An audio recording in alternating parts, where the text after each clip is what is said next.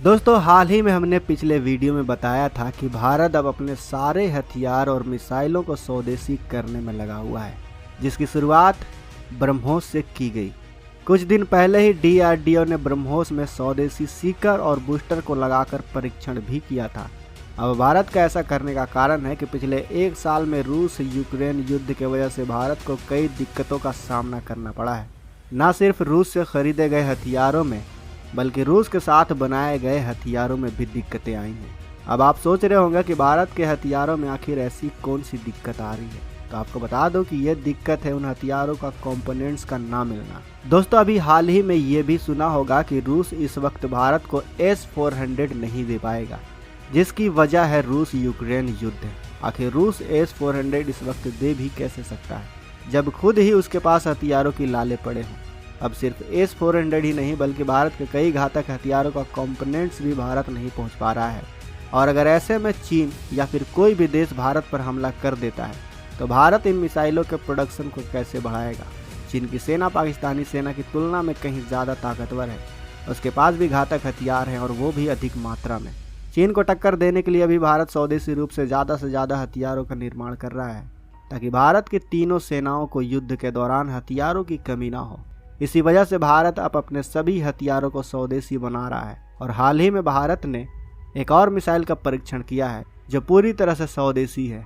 दरअसल दोस्तों DRDO long range land attack cruise missile को तैयार कर रहा है, जिसके ऊपर काम काफ़ी तेज़ी से हो रहा है और इसी साल इसके परीक्षण भी किए जाएंगे, जिसका नाम है LRLSCM यानी long range land attack cruise missile.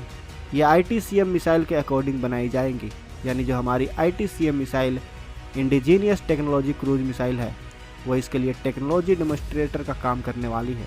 उसके बाद फाइनल प्रोडक्ट जो बनकर तैयार होगा उसको कहा जाएगा long range land attack cruise missile यानी LRLSCM।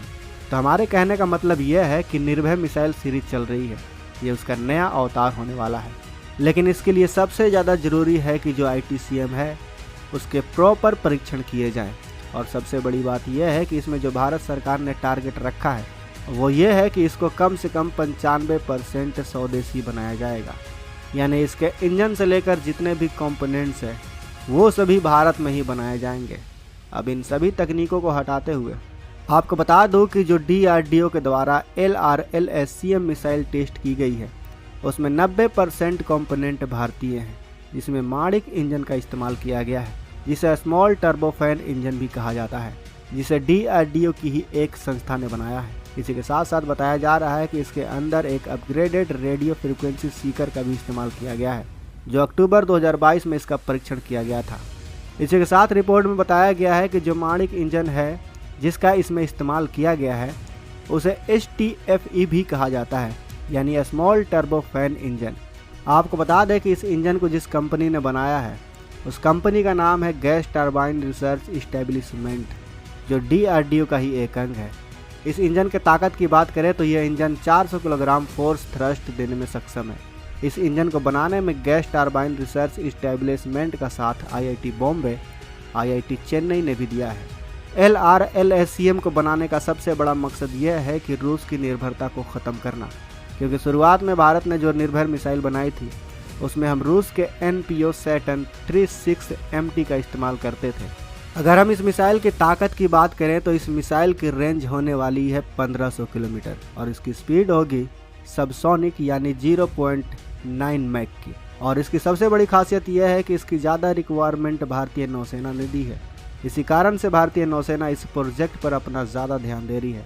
बताया जा रहा है कि जब यह मिसाइल पूरी तरह से तैयार हो जाएगी तो यह भारतीय नौसेना की दुश्मनों पर डीप स्ट्राइक करने में मदद करेगी। हालांकि इसे सिर्फ नौसेना ही इस्तेमाल नहीं करेगी, बल्कि इसे पूरी वायुसेना और थल सेना के लिए भी तैयार किया जाएगा, जहां पर वायुसेना के लिए एयर लॉन्च्ड वेरिएंट होगा। और अगर बात की जाए थल सेना की तो यह थल सेना के लिए मोबाइल लॉन्चेस की तरह व्यवस्था की जाएगी। अब देखना यह है कि इस मिसाइल को DRDO कब तक बनाता है। लेकिन सबसे बड़ी जो बात है, जो सबसे बड़ी खुशी की बात है, वो ये है कि भारत अब अपने दम पर घातक हथियारों को बनाने की शुरुआत कर चुका है। तो दोस्तों DRDO के इस कारनामे के लिए, DRDO की इस मेहनत के लिए, हमारे वैज्ञानिकों के लिए वीडियो को लाइक करना, अपने दोस्तों के साथ शेयर करना तो बनता है। बाकी वीडियो अच्छी लगी हो तो वीडियो के कमेंट बॉक्स में जय हिंद लिखना भी बनता है। और अगर आपने अभी तक इस चैनल को सब्सक्राइब नहीं किया तो इस चैनल को सब्सक्राइब कर लें ताकि हमारी आने वाली वीडियो को आप मिस ना कर सकें। साथ ही बगल में जो बेल आइकन का बटन है उस पर ऑल पर भी क्लिक कर लें। मिलते हैं अगले वीडियो में।